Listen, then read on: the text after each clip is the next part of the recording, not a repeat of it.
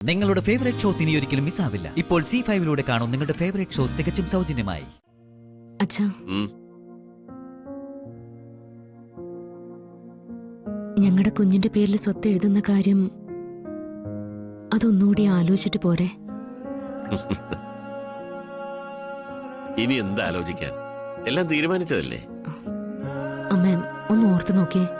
ഇവിടെ മറ്റാരും എതിർത്തില്ലാന്ന് കരുതി അത് ശരിയാണോ?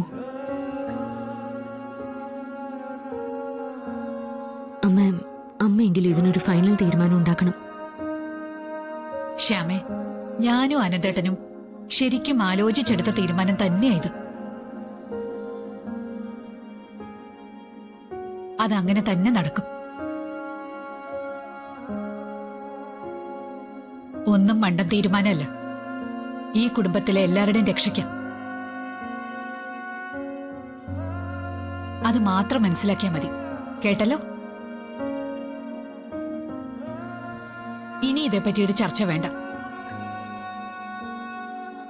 അമ്മ, എന്നാ ഞാൻ മറ്റൊരു തീരുമാനം പറയട്ടെ, നിങ്ങൾ കേക്കോ? പറയേ, പറ്റുന്നതാണെങ്കിൽ കേക്കാം. അത് ശ്രീകുട്ടിക്ക് സ്വത്തിന്റെ കാര്യത്തിൽ ഒരു പ്രത്യേക പരിഗണന കൊടുക്കണമെന്നാ എനിക്ക് പറയാനുള്ളത്.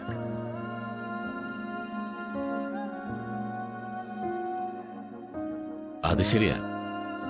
ആദിയുടെ മക്കൾക്കും 5 കോടി രൂപയുടെ സ്വത്ത് വീതം അവരുടെ പേരിലാക്കി വെക്കാൻ പറഞ്ഞിട്ടുണ്ട്. അപ്പോ അതേ പരിഗണന ശ്രീകുട്ടിക്കും വേണം.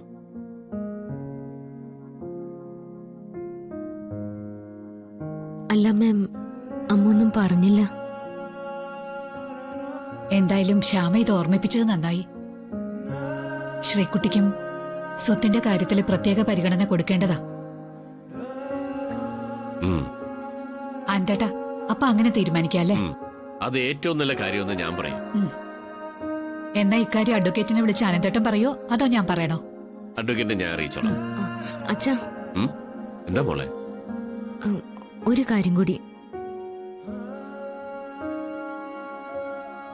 ഞാനിവിടെ ഇല്ലെങ്കിലും ശ്രീകുട്ടിയുടെ അശ്വതീച്ചയുടെയും കാര്യത്തില് അച്ഛന്റെ അമ്മയുടെയും ഒരു പ്രത്യേക ശ്രദ്ധ ഉണ്ടാവണേ. അത് പ്രധാന.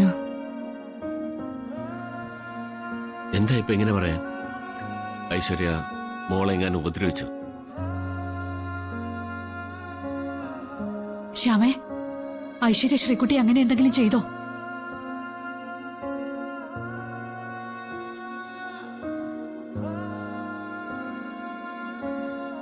അല്ല മാം, കുഞ്ഞല്ലേ, സൂക്ഷിക്കണം. ഒരു പേടി പറഞ്ഞേ ഉള്ളൂ.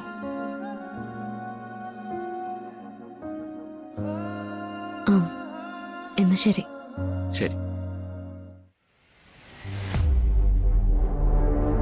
ആന്തേട്ടാ, ഇത് ഞാൻ വെറുതെ പറയുന്നതല്ല. ഐശ്വര്യ ഈ വീട്ടിൽ ആർക്കെങ്കിലും എതിരെ എന്തെങ്കിലും കാണിച്ച പിന്നെ ഞാൻ അവളെ ജീവനോടെ വെച്ചേക്കില്ല. താനിങ്ങനെ മോശമാവാ.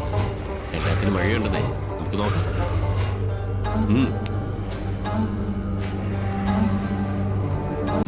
ഡൗൺലോഡ് ചെയ്യൂ C5 ആപ്പ്. കാണൂ എല്ലാ എപ്പിസോഡുകളും സൗജന്യമായി.